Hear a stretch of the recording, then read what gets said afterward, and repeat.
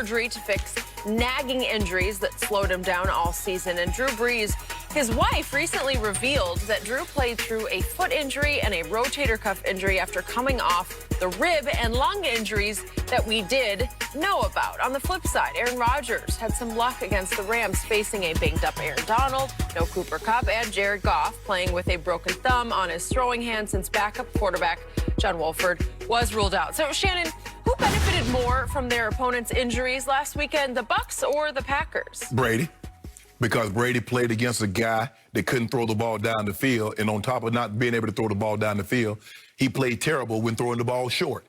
So I don't really, Brees turned the ball over 3 times. Drew Brees and the Saints handed Tom Brady the great field position that they got, in which they got their touchdown, Skip. There's no question about that. Latavius Murray didn't play. Ty Montgomery wasn't supposed to get any carries. Latavius Murray was supposed to get those carries from Alvin Kamara. Ty Montgomery played. Now, I'm trying to... Did Alvin Kamara play? Hold on, time out. Well, I'm just wondering. No. I can't remember. Oh, he did. I think he did. Then I could have sworn you said it was me, and I ain't even asking you a question. You think you asked me. No, you asked me. I was just responding. I didn't ask you anything. Latavius Murray? I'm just trying to figure out how Michael Thomas goes from catching 149, 150-plus balls to all of a sudden he can't get open. Oh, the man got to have surgery on his ankle in 2 different locations. He missed the majority of the season with a high ankle sprain. He's been in and out of the lineup. Well, no, let's not even talk. Hendrickson, who led the team in sacks, played 29 snaps. Clearly, he was not himself. He's to them what Aaron Donald. Now, I'm not saying he's the equivalent player, but to that defense, he's the guy that you got to double team. He's the guy that gets consistent pressure. He was able to generate no pressure. So for me, it's not even close. And Brady didn't have to play. The defense was unbelievable, Skip. So this notion, not the thing that I do hate, I hate that Drew's wife brought up, because you didn't bring up any of these things when he was playing well. And see, that's the problem that I have. Don't do that. Don't do that. You lost. Hey, move on. But if you don't say he's injured and had rotator cuff and foot injuries when he's out there throwing all these touchdowns, don't do that now. So with that being said, I still believe Brady benefited the most. Okay, I'm going to give you, this is close, but I believe that Rodgers benefited slightly more, because what is now Pro Football Focus, everybody's, the runaway defensive player of the year was who? Aaron Donald. Like runaway. Greatest, a lot of people are going, Troy Aikman went all the way to greatest ever. Greatest defensive player ever. I'm not going there, Skip. Okay, so I made the mistake of listening to Aaron Donald the week before last Sunday's game, and he had banged up ribs, and he said, I feel fine, I'm going to be just fine, I will play. And he did play. But not to the level that you used to see. 55% of the snaps. He usually plays 85% of the snaps, and he was given the right to take himself out of the game, and he took himself out of 30% of the snaps. That wasn't a coaching decision. That was Aaron Donald's decision. Okay. In the game, he registered a grand total of 1 assisted tackle. No solo tackles, no tackles for losses, 1 assisted tackle, and they gave him 1 quote-unquote pressure, in which he reached out and grabbed a handful as he ran past Aaron Rodgers' jersey. Grabbed a handful, and Aaron just scooted right out from under it and threw it 33 yards to Robert Tonyan for a big completion in the game. So that quote-unquote pressure didn't seem to bother Aaron Rodgers a bit. So as I told you yesterday and the day before, I had 99 problems in that game because number 99 was nowhere to be seen. And Aaron Rodgers' first quote after the game was, I was barely touched. Right. Well, not only was there no Aaron Donald in the game, but the spirit of the line was lost because they sort of go as he goes. He sets the tone. And clearly, even without Bakhtiari, the best left tackle in football, the best pass blocker in football, they just handled the line all day long, the Rams line, and there are others who can rush the passer, obviously. You forgot about Brockers and Joseph Day and Leonard Floyd. And they were nowhere to be found.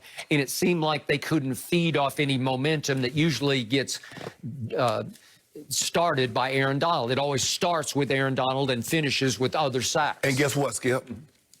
Rodgers still had to face Jay Ram. who's an all-pro corner. So tell me that I thought he got exposed in that game. no, I mean, look, he gave the touchdown to Adams, and that happens. To get ready, dude ran a great route. That's a hard route to guard because the guy runs what we call a disco route. Skip comes and he goes back and he takes off, and he has to navigate through the linebackers and everything to snap the ball. They step it up because they think it might be play action, and Aaron Rodgers whips And what into did it. Jalen Ramsey do the second he stepped across the goal line? Devontae stepped across the goal line. He wheeled and pointed to some backup, like nickel corner. Yeah, where are you? It's your fault. First of all, if you discuss that in the game, when he comes in motion like that, you kick out, I'll come replace you, okay, fine. But if you don't discuss that, if that's not the game plan, you can't wait till you get in the game to get him.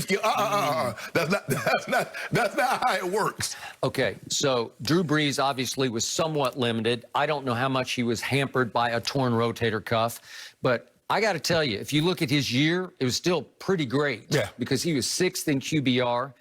He was barely second to Aaron Rodgers in completion percentage at 71%. So if you got a torn rotator cuff, I don't know, you're still throwing a lot of accurate balls. Well, he was, Skipper, but he's not pushing the ball down the field, and that was the biggest thing. But Skipper, if you look at Jared Goff was 21 of 27. For a grand total of 174 yards. That was 40 more yards than what Drew Brees has, minus the 3 interceptions. Jared Goff was sacked 4 times, and for the first time in his career, he had to wear a glove on his right hand. So I don't know how comfortable he was with that, because he just recently had 3 pins put in his throwing thumb. Yeah.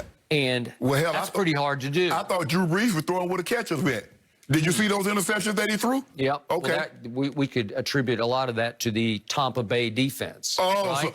but you don't want to attribute anything to the Green Bay's defense. So what did we see at the end of the year from the Rams quarterback situation? We saw somebody named John Walford look pretty good against Arizona. He went 22 of 38 for 231, but he ran it 6 times for 56 yards. So he can run it a little bit, and he is more of a threat in that department than Jared Goff. And then what happened against Seattle in the first playoff game? He's 3 for 6, and he gets banged in the head, and his concussion is so bad, he has to miss the Green Bay game. Yeah. So unlike what we think is about to happen with Patrick Mahomes, it sounds like John Walford could not get through the protocol to get to the next playoff game. Even though being said, Skip, Aaron Rodgers had to play really, really well. He had to execute at a high level. Because the Rams, even though you say all these injuries, they were still right there in the ball game till about 5 minutes and 13 seconds until Aaron Rodgers hit Lazard for that long touchdown that really broke the game open. So for all this about they were so bad, they were right there in the ball game until the very end. Well, maybe that says something about how vulnerable Green Bay actually is, because they beat a grand total of 2 teams with a winning record. So you only beat 1. Yeah, but we're starting completely over with a brand new quarterback. So why is it that when you beat one team that made the playoffs, Green Bay beat a few, you talk about, well, they didn't do anything. We were the 5th seed. You're the 1 seed. Well, you could have been the 1 seed. You know, you play 16 games. Yeah. Both teams got an opportunity to play 16 games. If you won more than you lost, there's a great chance you'd have been the 1 seed. But you didn't. Okay, so I concede that Michael Thomas a year ago was really good. In fact, he was the offensive player of the year. Last year. Yeah, last year's offensive player of the year. Yes. And I will concede that he was thrown 4 balls on Sunday and caught none of them, and it could be in large part because he needed ankle surgery. Well, Skip, you know what? Let me tell you something. I'm one of the foremost authorities on ankle. Because for the better part of 2.5 years, I shot my ankles up every single Sunday and played. Okay. It's like you're running on hot nails. Okay. It's hard to get open. But nobody wants to hear about that. The fans didn't know. There are a handful of people that knew. A couple of the coaches knew, and